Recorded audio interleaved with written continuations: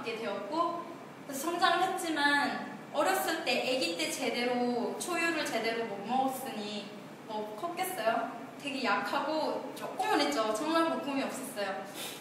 초등학교 2학년 때 몸무게가 20kg가 안 넘었어요. 그 정도로 진짜 뼈밖에 없었고 작고 소심하고 그러다 보니까 친구도 없고, 친구가 제 초등학교 1학년, 2학년 때 막 생각해보면 친구가 매년 2명씩 있었어요.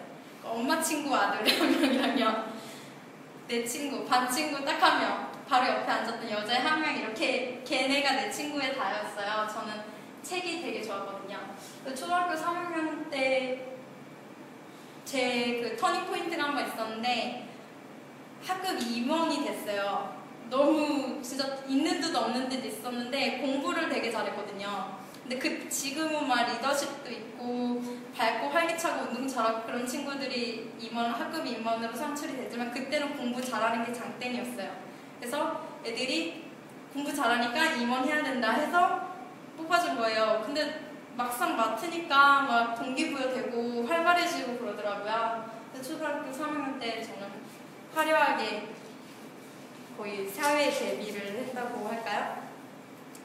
그래서 이제 좀 성장을 했는데 중학교 때도 밝고 좀 활발하긴 했는데 그때 문제가 생겼어요. 이제 그때 좀 많은 상처를 받았는데 청소년기잖아요. 되게 마음이 막 흔들린단 말이에요. 근데 그때 왕따를 당한 거예요. 우리 학교에서 되게 잘 놀던 여자애가 나를 싫어한 거예요. 우리 학교는 진짜 작았어요. 3반밖에 없었어요. 한 학년이 3반밖에 없는데 그 중에서 잘 놀던 애가 나를 싫어한 거예요. 그래서 내가 왕따를 당한 거예요. 그래서 어떡해요. 저 맨날 막 조회 나갔다 들어올 때 저 혼자 들어오고 옷도 혼자 갈아입고 맨날 밥도 혼자 먹고 막 그랬었는데 너무 속상한 거죠. 나도 친구가 있었으면 좋겠는데 애들 다 나를 왕따 시키니까.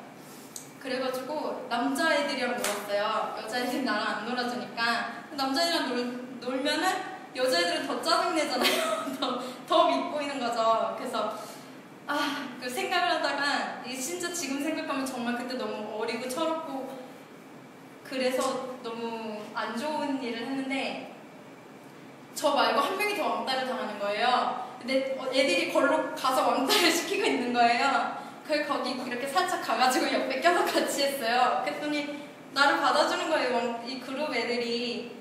그래가지고 그렇게 나는 왕따 탈출했지만 남을 밟고 올라선 그런 철없는 행동을 했어요. 지금 생각하면 참 어렸다고 볼 수 있죠.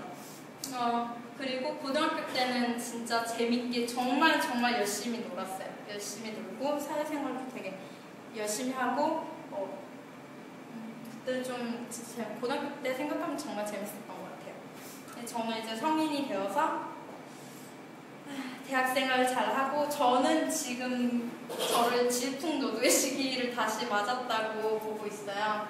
사회에 던져졌고 저는 지금 거의 그 백수 딱지를 달은 거죠. 대책 없는 백수 딱지를 달았는데 다 축하주를 사준다는 친구들도 있어요. 마음이 그렇게 썩 좋지는 않지만 어떻게 잘 이겨내 보려고 합니다. 저의 관심사를 좀 알려드릴게요. 이건 제가 낙서를 굉장히 좋아하거든요. 일단 저랑 내가 누구랑 통화를 하게 되면은 손에 이면지랑 펜이 있어요. 이걸 막 얘기하면서 막 그려요. 낙서 막 하고 이렇게 딱 끊고 보면 작품 하나가 이렇게 돼 있는데 그걸 소장할 수는 없어요. 왜냐면 거기에 너무 사적인 내용들이 다 적혀 있어서 바로 없애야 돼요. 그래서 그런 많은 작품들이 사실은 존재할 수 있었지만은 결국 다 휴지통으로 가게 되었는데요. 어쨌든 너무 즐거운 것 같아요. 낙서하는 거는 진짜 너무 재밌고 이 마약 중독 같아요. 계속 놓을 수 없어요, 펜을. 그러다가 최근에는 그 커피 전문점에 냅킨에다가 낙서를 해봤는데 막 볼펜이 착착 달라붙는 거예요. 너무 좋은 거예요. 그래서 또 새로운 낙서할 종이를 찾아냈다고나 할까요? 낙서를 좋아하다 보니까 아무래도 프레즈가 굉장히 제 타입에 잘 맞죠. 왜냐면 프렌즈 하다 보면은 낙서하는 느낌이에요. 그냥 되게 자유롭게 그림 넣고 단어 넣고 찍찍한 다음에 그거 그냥 얘기하면 되니까요. 그래서 낙서하는 기분이라 되게 재밌어요. 아, 그리고 제가 프렌즈 하는 방식은 오늘 같은 방식이 아니고, 만약에 저에 대한 자기소개를 하게 된다면은 린지라고 크게 단어를 써놓고 LLINGY 각각에다가 키워드를 숨겨놓는 걸 굉장히 좋아해요. 그래서 L을 한번 잡고 키워드 잡아서 청중들이 제 얘기만 100% 들어야 되는 그런 PT를 선호합니다. 오늘은 조금 방식을 다르게 했어요. 키워드가 많은 걸로. 그리고 제 관심사 중에 또 빼놓을 수 없는 게 봉사활동이에요. 저는 봉사활동 진짜 좋아하거든요. 아까 약한 사람들 도와주는 거 되게 좋아해서 비전도 그런 쪽으로 같이 가지고 있고, 이번에도 1월 10일부터 제가 또 시작하는 봉사가 있는데 집 근처 자원봉사센터인데요. 장애인이래요. 그래서 장애인을 상대로 하는 봉사는 처음이지만 제가 기획 파트 쪽으로 봉사를 하게 되었어요. 그래서 스펙에도 좋을 것 같고, 왜냐면 기획에 대한 경험이 없거든요. 도움이 될 것 같아서 또 선뜻 수락을 하고 봉사를 하게 되었습니다.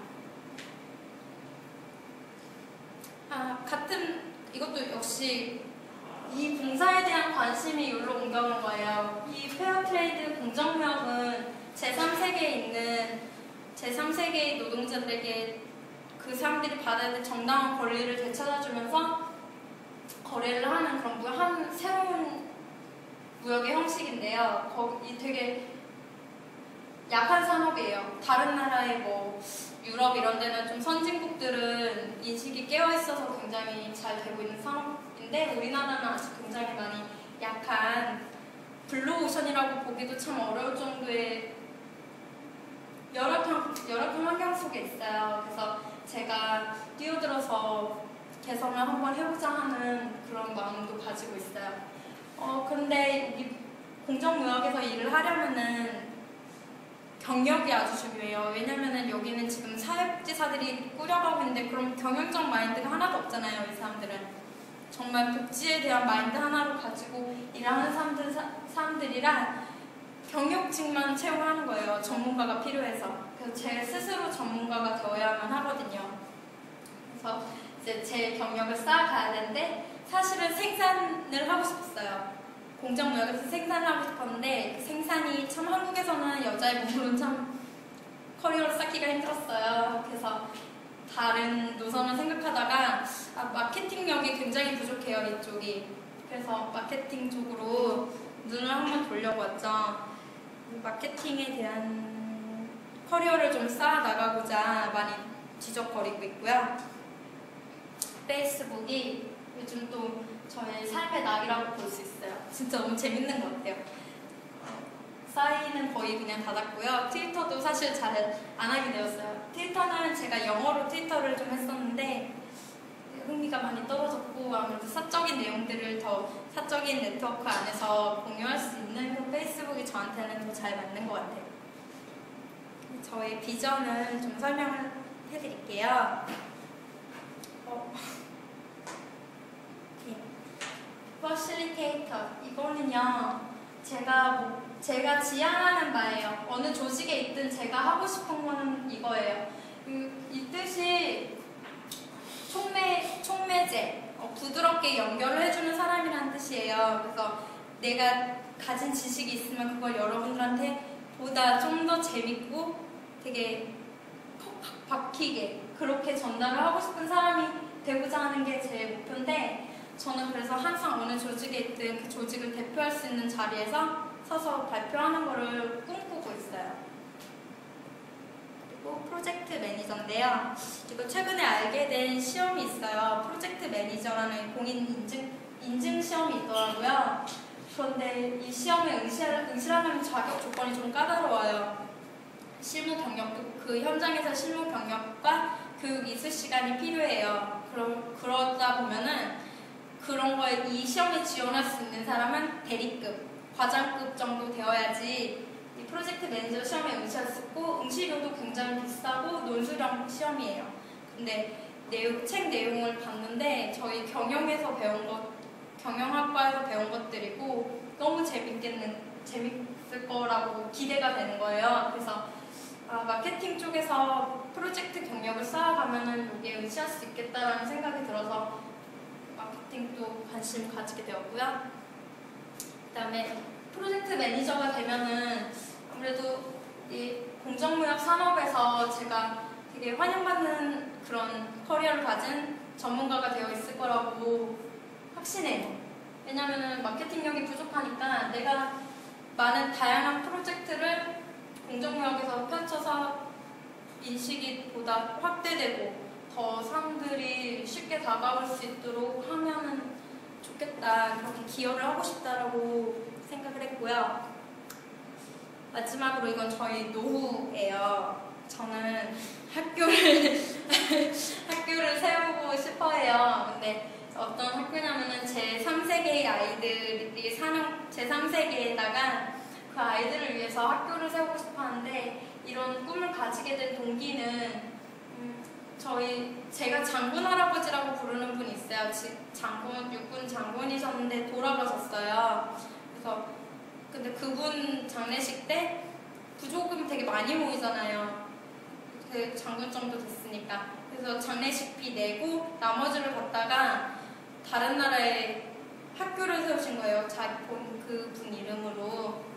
그게 유언이었대요. 그래서 그거 듣고 막 마음이 너무 막 동하는 거죠, 제가. 그래가지고 이제 가지게 된 꿈인데 아무래도 빈곤을 근절하려면 가장 효과적인 게 배움이라고 제가 생각을 했어요. 그래서 가지게 된 꿈이고 나중에 뭐 이 자리에서 또 뭐 가구 업체 CEO가 나와서 뭐 의자 대줄 수도 있는 거고 누구 소개시켜줄 수도 있는 거고 해서 뭐 저한테 제가 쌓아갈 인맥들에서 제가 많은 도움을 받지 않을까 기대하고 있어요. 이제 제 좌우명으로 이제 마침표를 찍어볼까 하는데요. 그림이 제가 이 많은 드로잉 중에서 가장 좋아하는 거예요. 엄지공주가 되게 위협을 많이 받잖아요. 다들 읽어보셨죠? 책. 엄지공주가 위협을 받아요. 요만하니까 잡혀가고 막 그러거든요. 그러다가 요정 왕자님을 만나서 이게 날개가 생긴 거예요. 그래서 저는 이 날개가 되게 부러웠어요. 저도 이렇게 든든한 날개를 갖고 싶다. 나를 지킬 수 있는 그런 날개, 날아다닐 수 있는 날개가 있었으면 좋겠다라고 생각을 했거든요. 그래서 이번에 PT 준비하면서 생각을 했는데 이 날개가 바로 그냥 제가 여태까지 살아오면서 만들어온 제 자신이 그 날개라는 생각을 하게 됐어요.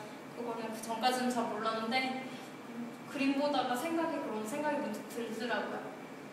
그래서 이 그림이 너무 좋아가지고 이렇게 됐고 이제 제 좌우명인데요. 저는 되게 많은 사람들에게 최대한 제 긍정적인 영향력을 끼치는 게 목표예요. 그러니까 우리가 뭐 테드 이런 거 보면은 그 사람한테 영향력을 받잖아요. 그런 것처럼 그냥 제가 같이 노는 사람한테라도 제 영향력이 좋게 끼치면은 그걸로 저는 삶의 목표를 이루었다고 할까요? 그게 제 목표인데 이를 위해서 굉장히 많은 노력이 필요할 것 같아요. 사실 말은 쉽지만 어려운 거잖아요. 영향력을 좋게 남들에게 끼친다는 것은. 그래서 열심히 노력해 보려고 합니다. 이상입니다.